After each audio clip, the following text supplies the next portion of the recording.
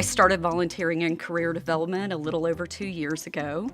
My daughter had gone off to college and I knew I didn't want to go back into accounting. Mike and I, my husband and I, had been coming back to OU for years, working with the accounting students on their resumes and mock interviews, and it just hit me like a thunderbolt. That was where I needed to be. This was where I needed to be with the kids.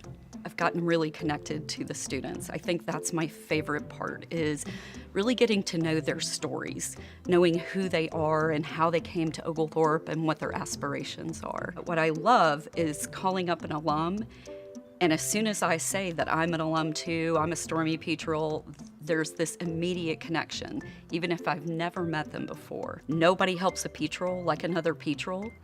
And I love that our alums are so supportive. That's the feeling I get when I come back to campus. I'm home.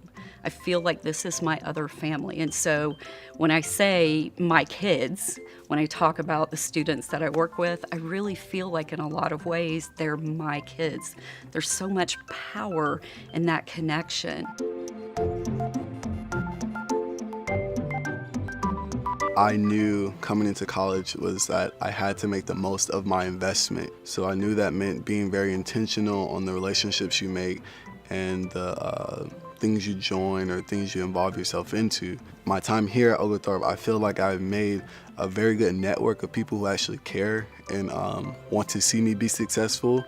And they've been great role models in the sense that I can look at them and say, okay, I see how much work they have put in and what this has given them. And I know they're giving me like advice from the heart and not just advice that they have to do because it's their job. So I think my professors as well as the staff members here have like recognized the work I put in, and they've given me opportunities. I mean, Dr. Copeland, she offered me to go to a summer pre-graduate program. People recognize the work around you. They recognize the potential that you do have, and they're willing to foster it. I got in contact with Mr. Jim Weinstock, a Board of Trustee member, and we just went to lunch, and it was a very casual lunch, and we're just talking. He just asks me about what I'm doing at Oglethorpe, what are my interests, and maybe a month after that lunch, I get a call from him, and he's saying, how would you like to intern at UPS? And I'm just like, I mean, who wouldn't? Oglethorpe really prepared me for my internship. I know I can do this job. I was chosen to be a liaison for the Board of Trustees as a student representative. So our annual dinner, but a big coincidence, I was able to sit next to Mr. Jim Weinstock, who is an Oglethorpe alum and was a former head of US operations for UPS. And we casually started talking during dinner, and he mentioned internships and how, if I was looking into it, how where applications were going. And suddenly he mentioned, hey, we have an office in Brussels, in Belgium, basically your hometown. The rest is all history, and past summer I was able to intern with UPS Europe at their European headquarters in their competitive intelligence division, which was an amazing experience. So from dinner, just talking to someone sitting next to me, I was able to intern. So that moment was very special. And really shaped my future, I would say. I was convinced this was the start of something great, work-wise, but also relationship-wise with Jim Weinstock, because he's an amazing person, an incredible person. He was so open to listen to my story. And even throughout my internship, we stayed in touch. When I think about what companies are looking for today, I think about kids with a worldview. I think about kids with technological skills. I think about kids who play well in the sandbox. I think about kids who are interested in bringing value to a company rather than necessarily bringing value to themselves. And I get a sense at Oglethorpe about a real focus on building the person.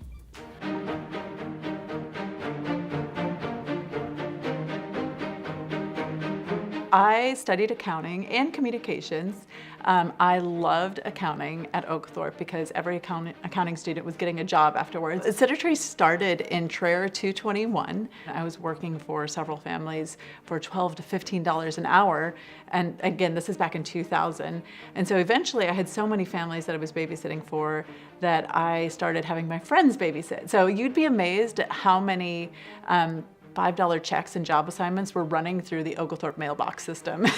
I signed up to move to Malawi. And so I moved to Malawi with an organization that works with children there for a year. I moved back to Atlanta and reconnected with Katie Barksdale, whose foundation, the Rockdale Foundation, was starting work in sub-Saharan Africa. Since 2015, since launching SitterTree.com, Oglethorpe students have made almost $100,000 in babysitting through SitterTree. We have over 77 students who have been actively engaged since 2015, and before that there were 14 years of students that were also engaged in sitting through SitterTree. So we started an 8-month internship program for top sitters to develop 21st century skills. They're rated on job skills that they can take into any future endeavor. And so being on time, are you dressed appropriately? Do you engage? Do you follow directions? Can you communicate? If you were going to work for Chick-fil-A, if you were going to work for Cox, if you were going to go work for CNN, you would have to bring the same skill set. So it's just kind of really, amazing to think my nights babysitting as a sophomore in college, just like, after I got out of class, I was running to a house in Brookhaven to go babysit. I never thought that would turn into me having a full-time job in marketing after graduating. Having a job before I even walked across the stage, I was, secured. One of the core things I learned from Oglethorpe is just connect and engage with those you meet. And Bree has really set the standard at every level, because as a sitter, her ratings were astronomical. $30 tips, people. She also, as a campus coordinator, I remember thinking she was exceeding and excelling at every aspect of the position. And really, again, Oglethorpe is kind of close to my heart. And so watching what she was able to do with Oglethorpe students, she thinks out of the box. There's not a job that isn't her job. Like, she takes on anything. She does it with excellence. She goes above and beyond. And I mean, really, for me, this is the inspiration of why I do SitterTree. I just came out of another conversation where I said, Bree is a CEO.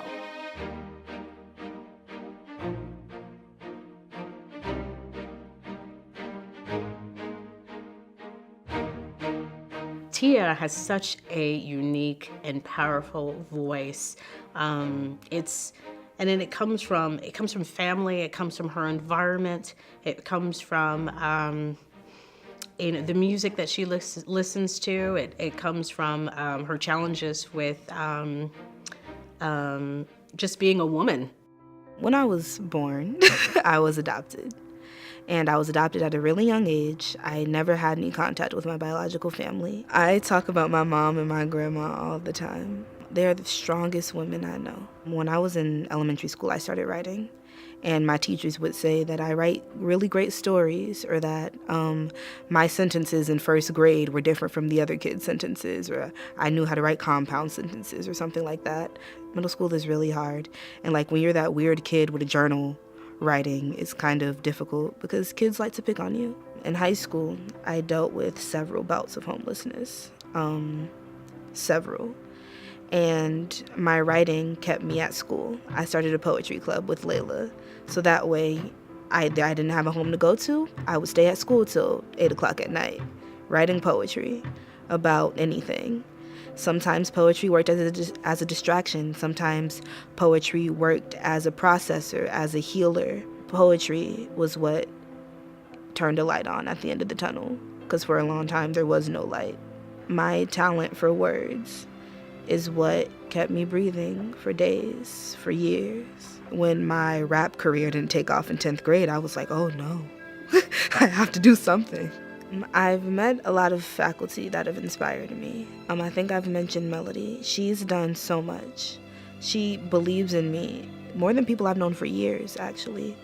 Facilitating poetry and hip-hop literacy workshops. I want to be performing music. I want to be teaching kids how to write their first poems. I want to be a little bit of everything, a little bit of everywhere. Dr. Hornback, this man is brilliant. He is so brilliant, and he's such a good person. And that is what shocked me the most about Oglethorpe. People's personhood. People are just good people. And that shouldn't come as a surprise, but where I'm from, good people aren't really just around.